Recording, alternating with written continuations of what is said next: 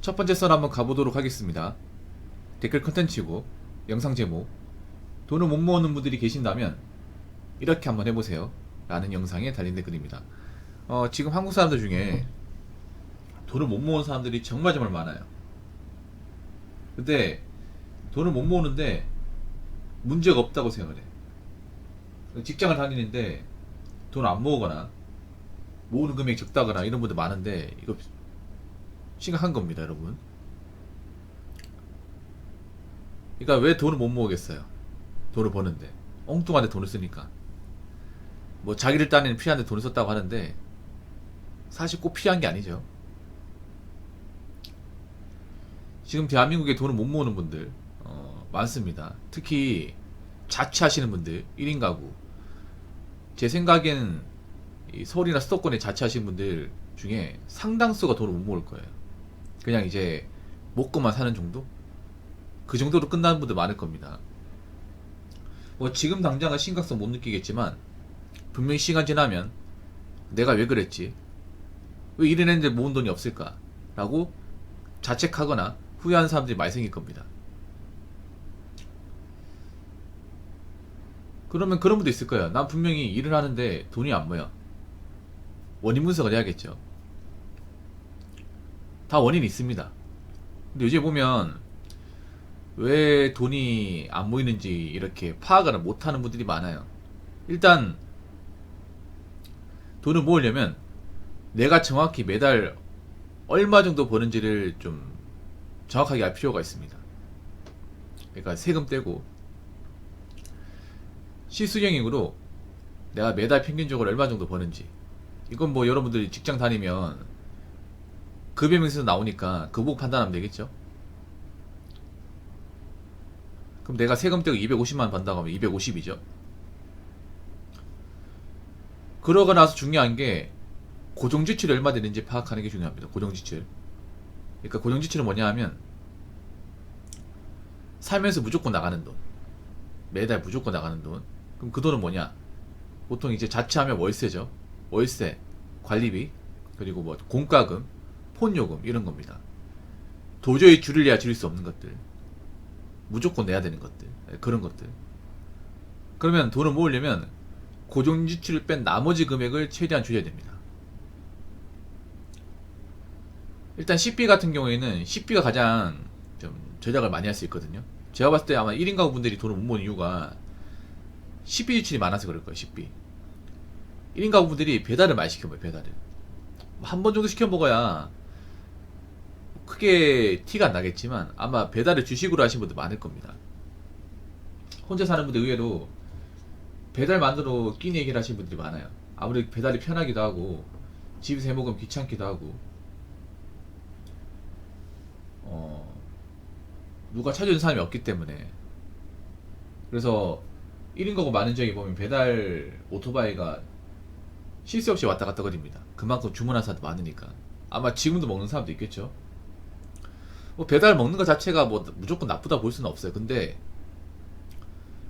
배달을 매일같이 먹게 되면 그 무시 못합니다. 1인 가구 사신 분들 보니까 많이 먹는 분들은 배달 음식만으로 한 달에 80만원씩 나간다 하더라고요. 그분들이 돈을 많이 버면 모르겠지만 돈을 많이 못 벌어요.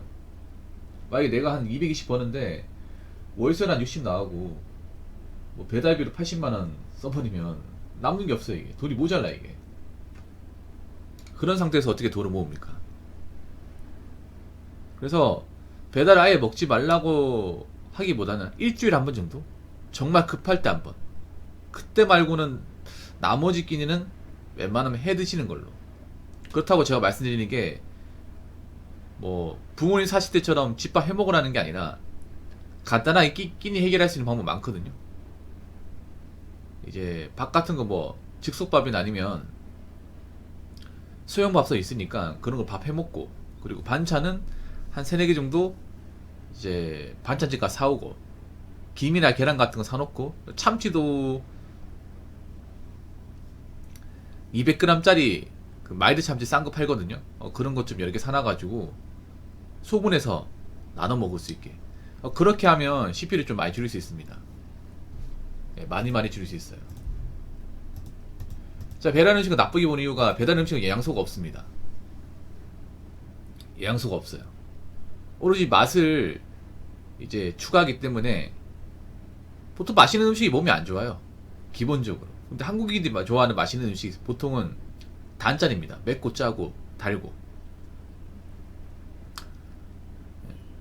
그러다 보니까 배달 음식이 대부분 맵고 짜고 답니다. 근데 이런 것들이 문제가 뭐냐 하면 양서를 고려하지 않고 계속 먹다 보면 살로 갑니다, 이게. 그래서 배달 음식 많이 먹으신 분들이 배만 나와요. 그리고 배달 음식 많이 드시는 분들이 운동을 할 리가 없습니다. 뭐 지금이야 상관없겠지만 저거를 계속적으로 이제 끊임없이 먹게 되면 아마 대부분 비만으로 갈 겁니다. 살 안 찌는 분들도 살찌게 만드는 게 배달 음식이에요. 그래서 이제 배달 음식을 최대한 좀 줄이고 웬만하면 밥을 해먹는 거. 두 번째는 뭐냐 하면 인터넷 쇼핑을 최대한 줄이는 거. 인터넷 쇼핑 하지 말라는 게 아니라 이제 짜잘한 것들 많이 사지 말라는 거예요. 짜잘한 거 많이 사는 것도 낭비입니다. 여자분들 짜잘한 거 많이 사시죠. 싸니까 막 4개 5개 산단 말이야. 싸니까 많이 사는 게 아니라 필요한 것만 사는 거야. 필요한 것만. 싼 것도 많이 사면 과소비입니다. 혼자 사는 분들은 많이 필요 없어요. 공간도 좁잖아요. 그러니까 딱 필요한 만큼만 사는 겁니다. 필요한 만큼만.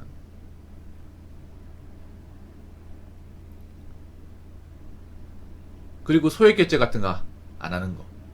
그리고 하나 더 말씀드리면 유행 가는 아이템에 대해서 과도하게 돈을 쓰지 않는 거. 네.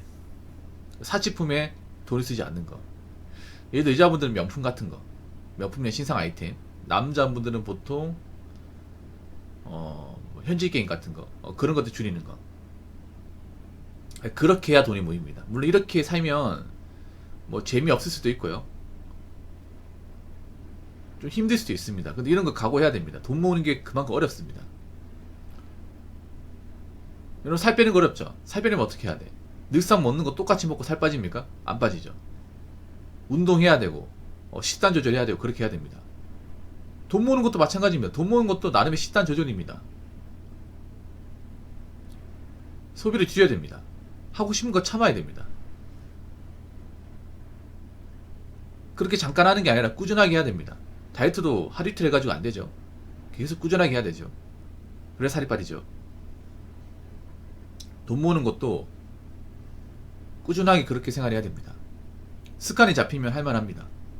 하루 이틀 하면 이제 이게 내가 그동안 해왔던 생활이 아니니까 답답할 수 있는데 이것도 익숙해지면 할만합니다.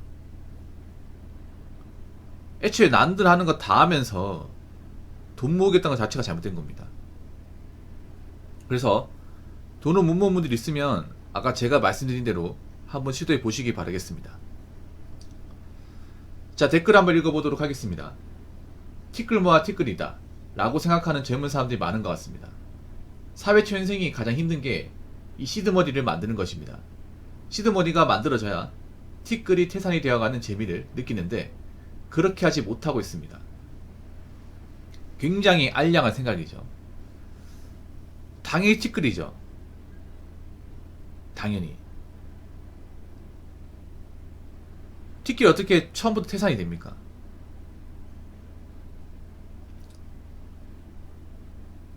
티끌을 우습게 생각하니까 본인 인생이 티끌 인생 되는 겁니다. 별거 아닌 인생.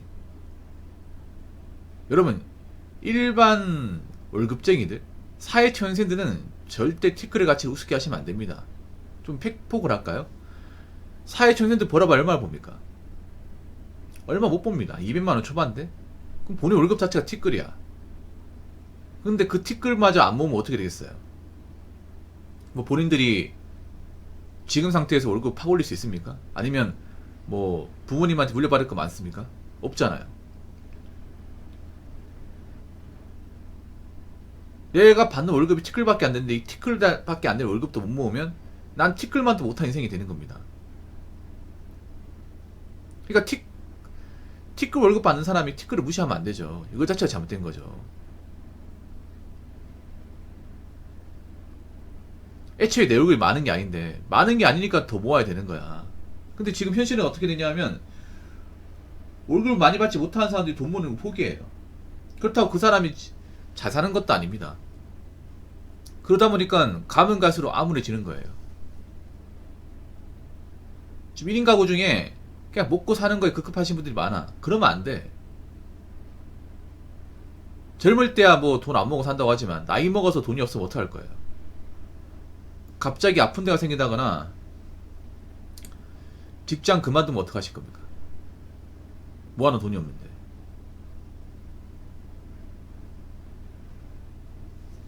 나이 먹어서 있잖아요. 돈 없으면 뭐 때문에 힘든지 아세요? 뭐 큰 돈 나간 것 때문에 힘든 것도 있지만 당장 몇 푼 그 티끌 때문에 힘든 거예요. 뭐 전기세나 공과금 이거 못 내서.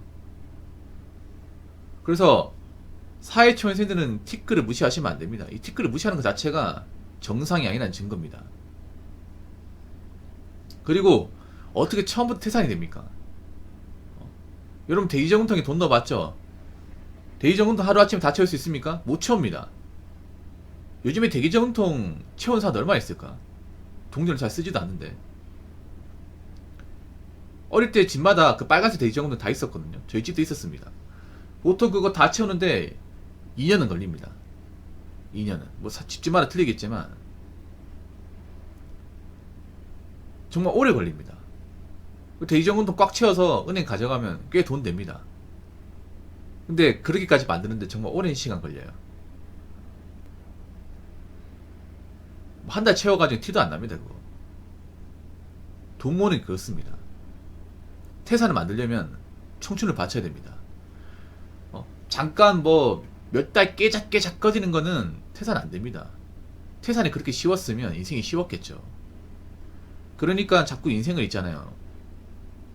날먹하려고 하지 말고 정서 때려 사세요. 내가 월급이 적으면 더 돈을 모아야 되는 겁니다. 티끌의 가치를 모르는 사람은요 절대 성장할 수 없습니다. 계속 힘들게 사는 거예요.